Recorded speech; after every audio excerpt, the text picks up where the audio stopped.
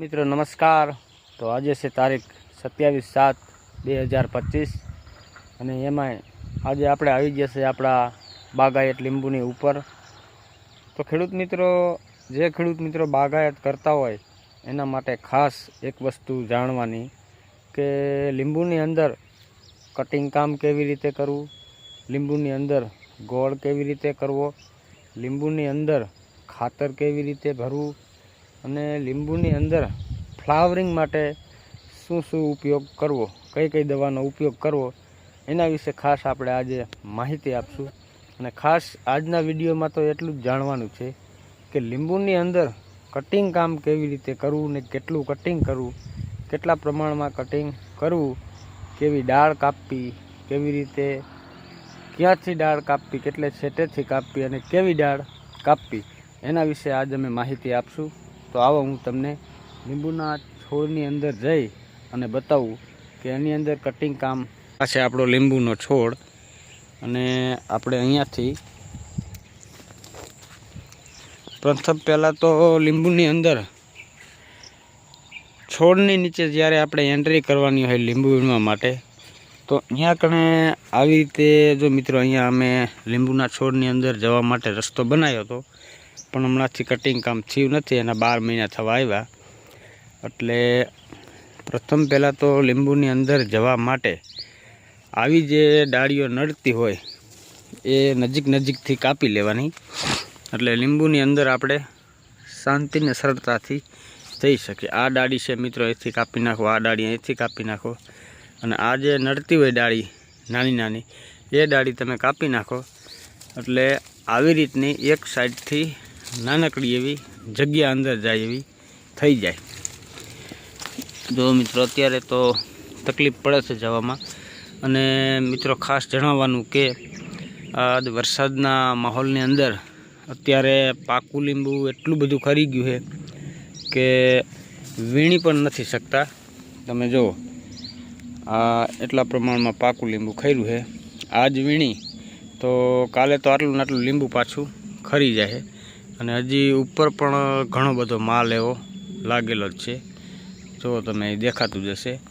તો હવે મિત્રો આપણે એ વાત કરવાની છે કે લીંબુની અંદર કટિંગ કામ કેવી રીતે કરવું ને શું કટિંગ કરવું। તો જુઓ મિત્રો, અહીંયા જે આ ડાળીઓ તમને દેખાય છે, આ ડાળી છે, આ ડાળી હાવ હુકી છે, એટલે જે હુકી ડાળી હોય એનું જ કટિંગ અમારે કરવાનું હોય, હુકી ડાળી હોય એનું કટિંગ જ કરવાનું, લીલી ડાળી કાપવાની નથી। ભલે લીલી ડાળી નીચે આમ પથરાઈ જાય તો એને ટેકો મારી અને ઊંચી કરી શકો છો, કારણ કે જો વધારે પ્રમાણે માલ આવતો હોય તો નીચે આ જે ડાળીઓ તમને ઢળેલી દેખાય એમાં જ આવે છે। હવે જો આ ડાળી તમને દેખાય છે કે આ ડાળી સુકાઈ જાય છે આખી, અહીંયાથી આ જે તમને સફેદ જે વરસાદના હિસાબે ડાળી સુકાઈ ગઈ હોય અને વરસાદથી પલરે એટલે આવી રીતની છાલ ઉતરી જાય, એટલે આ ડાળીને અહીંથી કાપી લેવાની, હાવ તમારે મૂળમાંથી નહીં કાપવાની।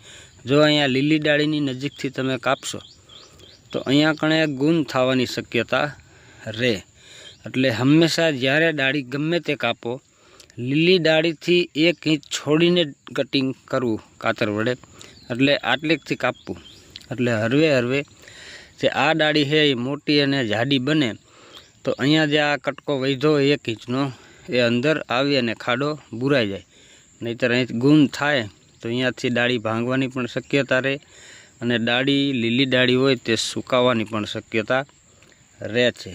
તો જુઓ મિત્રો, અમે જે આ કટિંગ કામ કરેલું હતું જૂનું, આ ડાળી જ્યારે પાતળી હતી ત્યારે કટિંગ કર્યું હતું। જુઓ તમને આ ભાંઠો તમને દેખાતો હશે, આ 1 ઇંચ ઉપરનો ભાંઠો રાખ્યો હતો તો અત્યારે આટલો રહ્યો છે। હવે આ ડાળી જેટલી જાડી થશે એટલે હરવે આ અંદર જઈ અને એકદમ આવી પ્લેન ડાળી બની જશે। જુઓ તમે આ ડાળી, એટલે આવી રીતે લીંબુનું કટિંગ કામકાજ કરવાનું હોય, જે સૂકું હોય એને કાપવાનું હોય। અને બીજા નંબરમાં કે જે લીંબુના થળની આજુબાજુ ફરતી બાજુ જે પીલાઓ નીકળે છે આવા, આ તો થોડોક અધર છે એટલે બહુ કાપવાની જરૂર નથી, અને કાપવો હોય તો તમે કાપી પણ શકો છો। બાકી જે આ થળિયું તમને દેખાય, આ થળિયાની ફરતા પીલા નીકળે, એ પીલા તમારે કાપી લેવાના. કારણ કે એ પીલા તમે રવા દેશો તો તમને અંદર જવાની તકલીફ પડશે અને લીંબુની અંદર હરે ફરે એવું નહીં રહે. એટલે હંમેશા ખાસ લીંબુમાં ધ્યાન રાખવાની કે ફરતી બાજુ આપણે બેસી અને કામકાજ કરી શકીએ, લીંબુ વીણી શકીએ એવી રીતનો ગોળ રાઉન્ડ કટિંગ કરવાનો. ધીરે ધીરે જે આ મોટી જાડી ડાળી છે એ પણ કાપતી રહેવાની. જેટલો છોડ ઊંચો થાય, જેટલો વધે એટલી નીચલી ડાળી કાપવાની.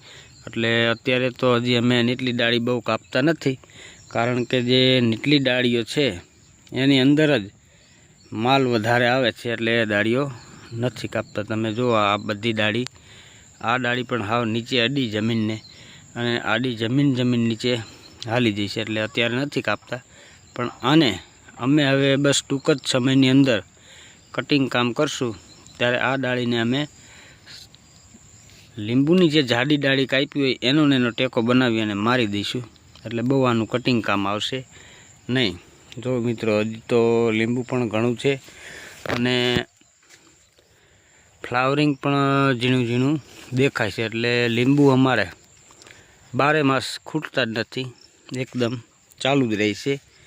તો મિત્રો, અહીંયા મધ પણ બેઠું છે. લીંબુની અંદર મધ પણ બહુ આવે છે, કારણ કે ફાલની અંદર જે રસ હોય એ ચૂસવા માટે. એટલે આવી રીતે કટિંગ કામકાજ કરવાનું.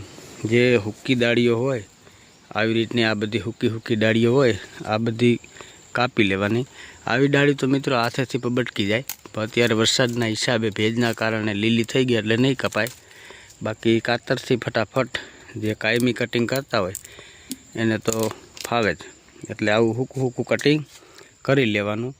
લીલું કટિંગ કરવાની કોઈ જરૂર નથી. લીલું કટિંગ ક્યારે કરવું કે જ્યારે છોડની ઊંચાઈ કદ વધી જાય પછી નીચે જે ડાળીઓ છે તમે કાપી શકો, એટલે તમે આરામથી નીચે હરી ફરી શકો ને લીંબુ વીણી શકો. જુઓ તમે, આ ડાળી છે, આ ડાળી જો અત્યારે કાપી લઈએ અહીંયાથી તો આ ડાળીમાં અઢળક માલ અત્યારે થાય છે. એટલે આ ડાળી કાપવાની કોઈ જરૂર નથી. જ્યારે આ છોડ આપણો મોટો થઈ જાય ઉપર, પછી તમે આ ડાળી કાપો તો તકલીફ ન પડે. હવે આ ડાળી કાપવી હોય તો આને અહીંયાથી માંડી તો આટલોક ભાંઠો રાખીને આ ડાળી કાપવાની થાય. જાડી ડાળ કાપો. હવે આ ડાળ તો બહુ જાડી છે, તમે જોતા જશો. એટલે જાજો ભાંઠો રાખી અને અહીંથી કટિંગ થાય કરવત વડે, કારણ કે આવી જાડી ડાળમાં કાતર ચાલતી નથી. જો હજી મિત્રો આપણા લીંબુની અંદર કાચું લીંબુ પણ ઘણું છે, અને નીચે આ તમને જે પાકું લીંબુ દેખાય, પાકું લીંબુ એટલું ખર્યું છે. અને વરસાદના હિસાબે લીંબુમાં નુકસાની પણ ઘણી માત્રામાં છે. જો હજી તો આપણું લીંબુ સારું છે, બહુ બગડ્યું નથી, કારણ કે 7-8 મજૂર રાખી અને રોજે રોજના 20 થી 25 કેરેટ લીંબુ વીણવા પડે.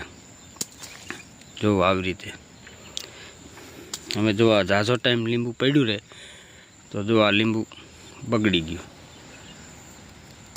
એટલે આવું પણ બને, ક્યારેક નુકસાની પણ આવે, પણ સામે એટલો ફાયદો મળી જાય.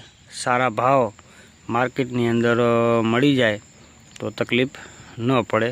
વરસાદી વાતાવરણમાં થોડું ઘણું નુકસાન તો થશે જ. એટલે આવી રીતે કટિંગ કામકાજ કરવું. લીલી ડાળી કઈ કાપવાની કે આપણે લીંબુના છોડની અંદર લીંબુ વીણવા માટે એન્ટર થવું હોય ત્યારે જે આ ડાળી નડતી હોય એ જ કાપવી પડે, કારણ કે આની અંદર પછી માલ થાય એટલે અધરથી આટલું કટિંગ કર્યું હોય હાવ નીચું આવી જશે. જય જવાન, જય કિસાન.